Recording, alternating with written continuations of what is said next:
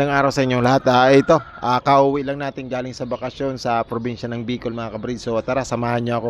Mag-update tayo sa nangyari sa ating mga alaga mula nang iwanan natin to ng isang linggo mga kabrid. So tara, samahan niyo ako. Pero bagong lahat mga kabrid, mag-intro muna tayo.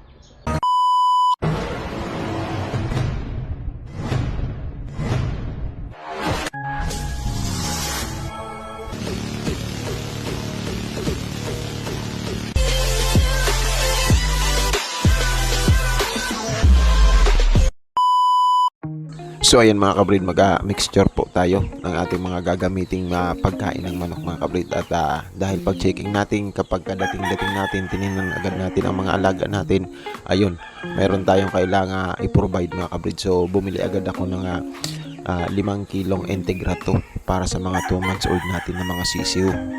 1.5 months, maliliit pa. So Integrato ang ginagamit ko.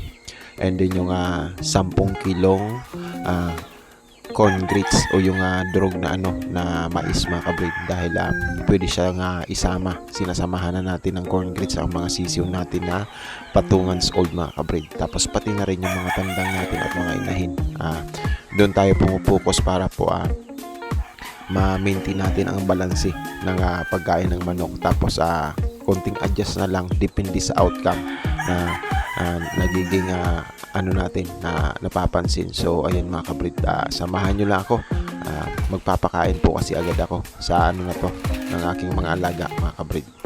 Mayroon na tayong biniling mga pangangailangan natin kagaya ng saging mga kabrid. At yan mga kabrid, bumili tayo ng 3 sapad na saging, 60 pesos mga kabrid. Yung mga reject nila yung ganyan, pero pwede pa mga kabrid sa ating mga alagang manok. Saging na saba mga kabrid ang hinahalo ko sa wheat feeding mga kabrid.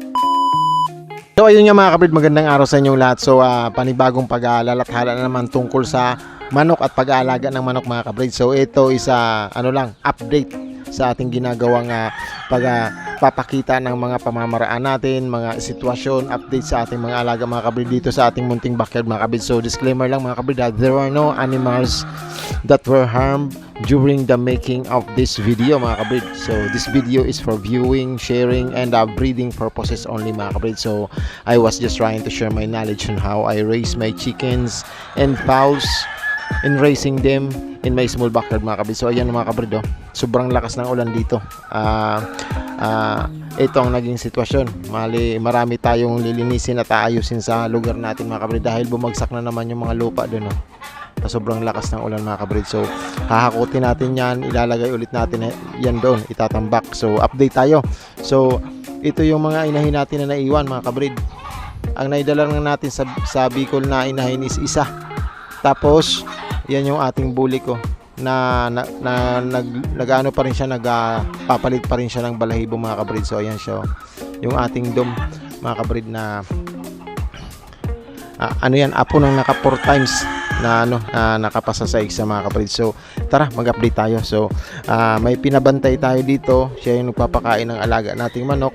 So sa alaga niya, 2 lang ang nalagas mga kabrid sa mga sisiw natin. So update tayo. Tapos ayan ang dami nating ayusin mga kabrid. Ito aktualan lang mga kabrid, walang preparasyon o pagpapaayos. So ito yung mga i-repair natin. Itong isa na last time pinakita ko sa inyo na maraming nakipaglaro siya doon sa, kasi nakabitaw yung isa, nakipaglaro siya. Ayan na siya mga kabrid. So ipakita ko kabrid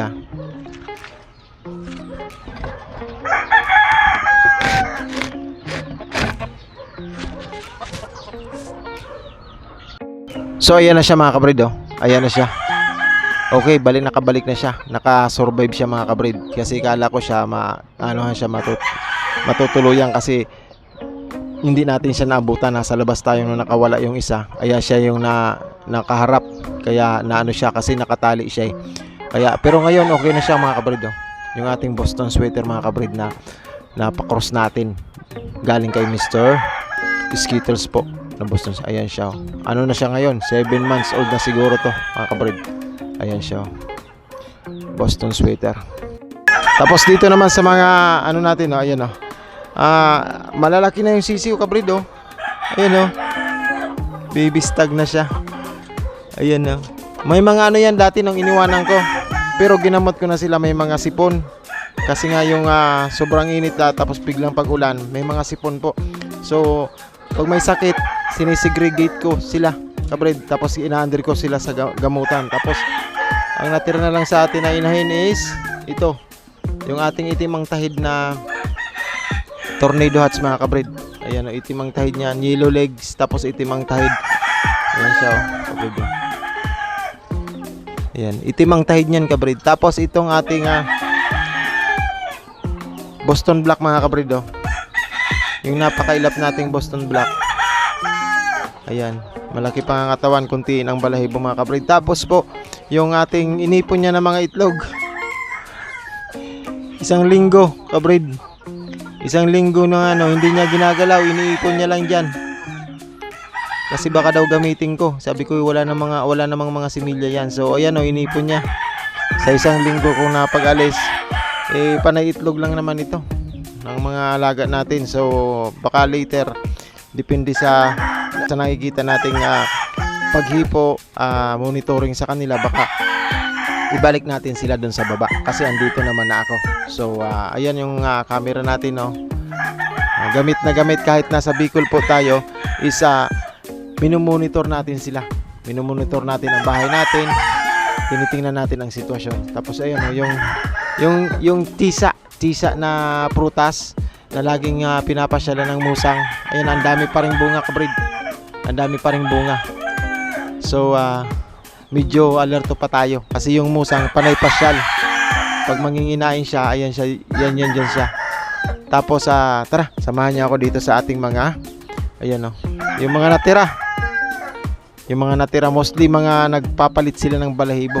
Kasi nga inano ko to na pre-naming or inihanda. Binigyan sila ng mga multivitamins, mga inilagyan natin sila ng Bilamil. Tapos hindi naman natin sila isinalang or isinali sa mga passion.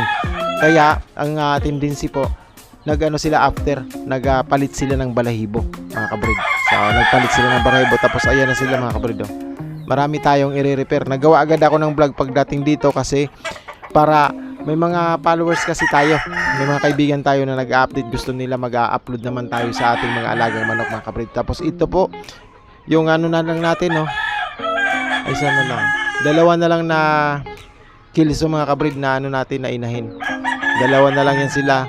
Yung may tahid natin na nasa kaliwa lang ang tahid, yun ang binigay natin dun sa pinsan natin, sa pinsan. Ayan, Tapos itong ating kapalit ng 4 years old natin na inahin na tornado hatch. Ayan siya, mayroon na siyang pamalit tayo, kamukhang kamuka. Ganon din yung postura, ganon din ang hipo. Ang problema lang nito, wala siyang tahid mga kabrid. So ayan, multing din sila. Nagmumulting-multing ang mga alaga natin ngayon kasi nga madalas para sa akin based sa experience, pag magpapalit po ng magsi-switching po ng panahon, pag galing po sa tag-init tapos magtatag-ulan, ayan, sumasabay ang mga pangangatawan ng manok natin, nagsiswitching sila, nagpapalit sila ng balahibo. So ito naman yung ating mga pasisiw ngayong taon. Ayan, ngayong January, ayan sila, malalaki na kabrid. Ayan sila, malalaki na. Tatlo sila, mga pula. Tapos ito yung mga sinibalang natin, tatlong sinibalang dito, dalawang puti dito. Tapos doon dalawang puti, isang sinibalang din. So ayan sila, malalaki na. Malapit na natin silang ilagay sa ganito, kabrid. Depende sa hipo, depende sa behavior nila. Titingnan natin kung kailangan na natin silang ibukod or pwede ring itali, i-early recording natin, pwede din ganon.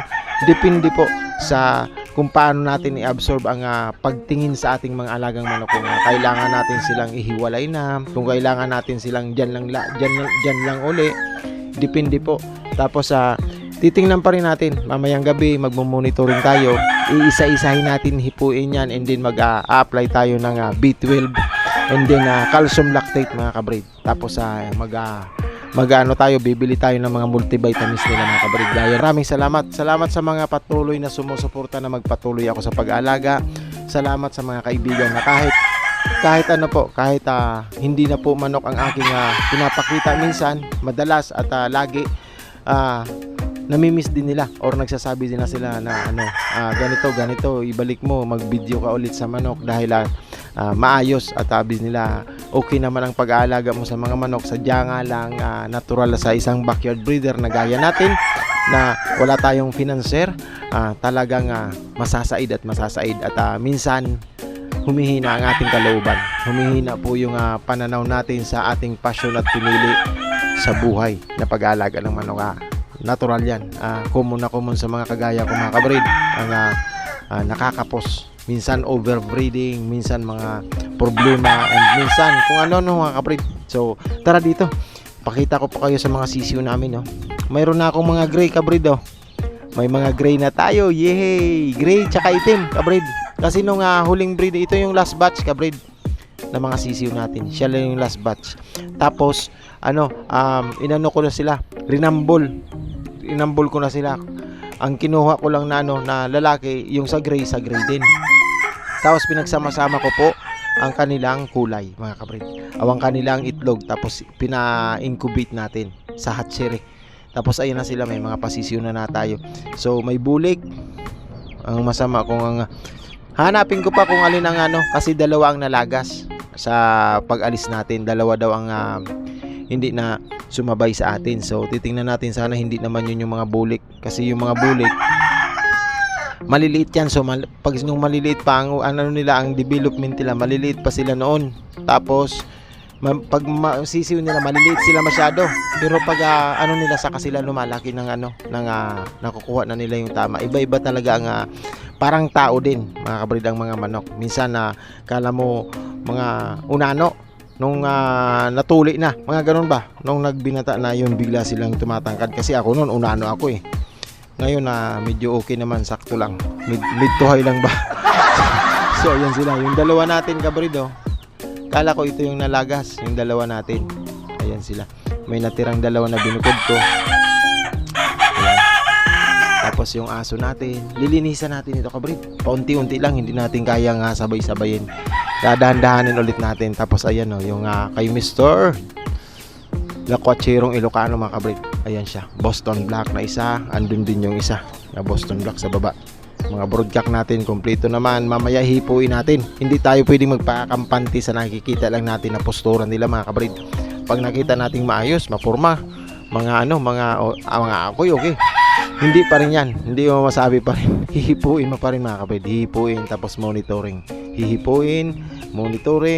tapos doon na tayo tansya kung ano ang pangangailangan ng ating mga alaga para mas malusog po sila, mas naaayon sila sa gusto nating maging sila pagdating sa behavior and healthiness ng kanilang pangangatawan mga kabreed. So maraming salamat pa rin sa patuloy na sumasabay dyan.